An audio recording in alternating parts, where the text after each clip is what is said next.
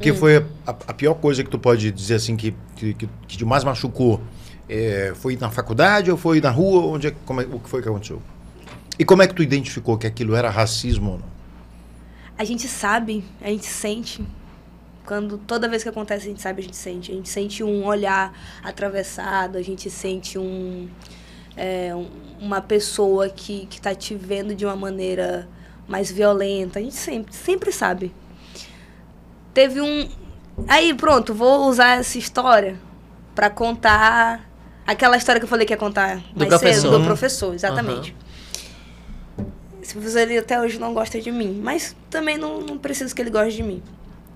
Mas quando eu fazia ensino médio, existia um professor e, pra mim, hoje, assim, no meu entendimento, ele não é branco, mas ele fez. E na época eu também tava muito me entendendo e, enfim, muitas coisas, vou explicar.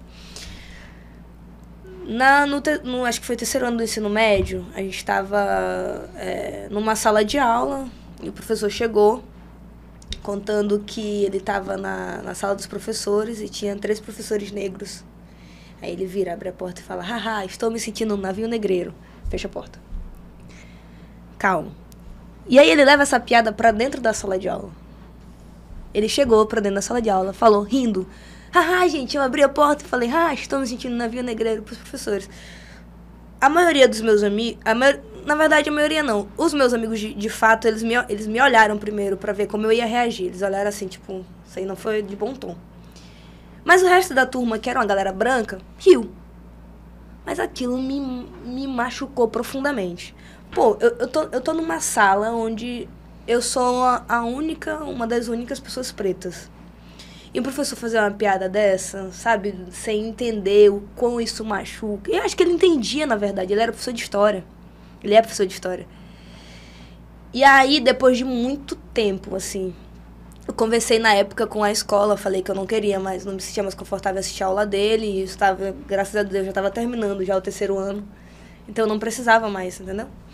E aí eu falei: escola, ó, não me sinto confortável, ele fez isso. Não teve porque hoje, no meu entendimento, era para ter uma medida mais drástica da escola, de repreender mesmo, sabe? E aí que começa, quando eu começo a perceber o meu alcance no Twitter, né? Eu comecei a ter muito alcance com pautas pretas, sempre.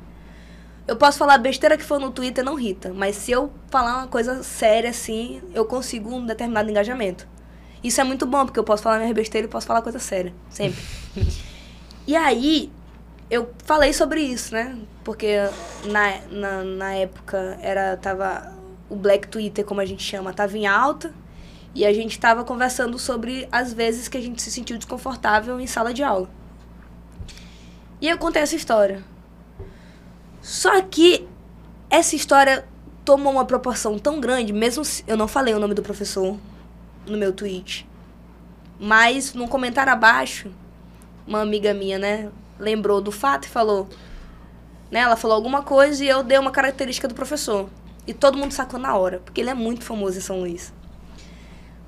Esse homem fez da minha vida... Se ele estiver assistindo isso, eu sinto muito, mas ele fez da minha vida uma merda. Porque ele bateu na minha casa, na época, pra pedir desculpa, pra chorar e dizer que ele não era racista e várias coisas do tipo. Mas, pra mim, aquilo pra mim me doeu muito. Porque é uma coisa muito séria. Então, dentro de sala de aula, essa foi uma das vezes que mais me bateu. E depois de muito tempo, na época eu não conseguia responder, eu não tinha força pra responder.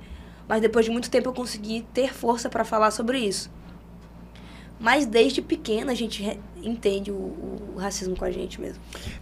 A gente é uma sociedade racista? Demais. Demais. Muito. E a gente tem muito ainda que evoluir.